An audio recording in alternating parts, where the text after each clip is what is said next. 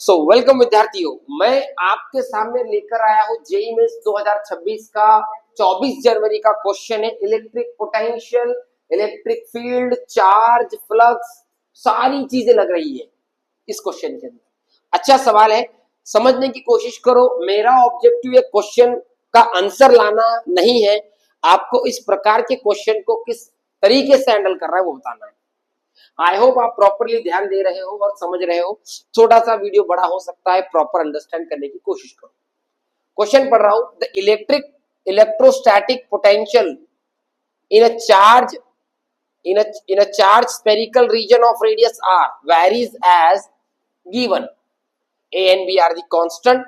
Total charge in a sphere unit radius is alpha into pi a epsilon naught. The value of alpha is. अगर question को समझूं मैं तो question में मेरे को मोटा मोटा तीन बहुत इंपॉर्टेंट पॉइंट दिख रहे। एक इलेक्ट्रिक पोटेंशियल, दूसरा जो पॉइंट मुझे दिखाई दे रहा है वो है आपका इलेक्ट्रिक चार्ज,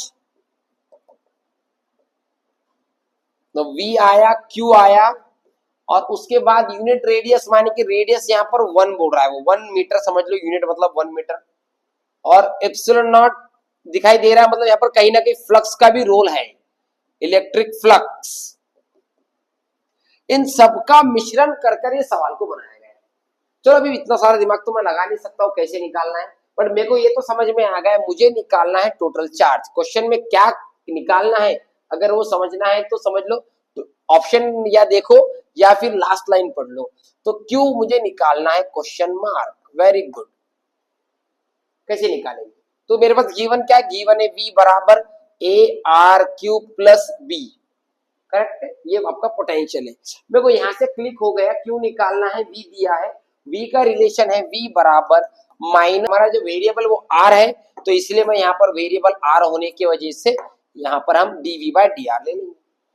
अगर मैं इसे इंटीग्रेट करता हूँ, डेरिवेट करता हूँ, minus d upon D R bracket में ARQ प्लस B, तो मेरा आंसर आ जाएगा माइनस 3AR स्क्वायर, करेक्ट है।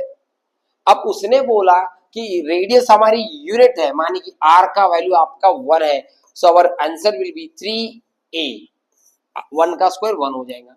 ये आपकी इलेक्ट्रिक फील्ड आ गई। अब इसको कहीं ना कहीं मुझे कंपेयर करना है कि मुझे फ्लक्स के कैलकुलेशन में जाना है। अब फ्लक्स का फॉर्मूला क्या होता है, फ्लक्स का formula Q upon epsilon not, correct है बेटा। अब Q निकालना है तो ये इधर चला जाएगा, तो 5 एप्सिलॉन नॉट बराबर Q। अब निकालना क्या है आपको, Q, जिसमें एप्सिलॉन नॉट मैच हो गया, अब बचा सिर्फ 5। तो फ्लक्स का कोई और फॉर्मूला है कि जिसके अंदर E आता है, जिसका नाम है हमारा फाई इज इक्वल टू, तो यहाँ जगह छोड़ देता हूँ, नीचे लिखता हूँ।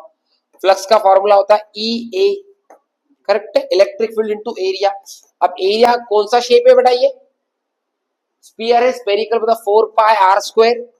अगेन R का वैल्यू 1 पुट कर देना, यूनिट बोला इसीलिए, तो ये आ जाएगा आपका 4 पाई। तो एरिया भी आपके सामने है।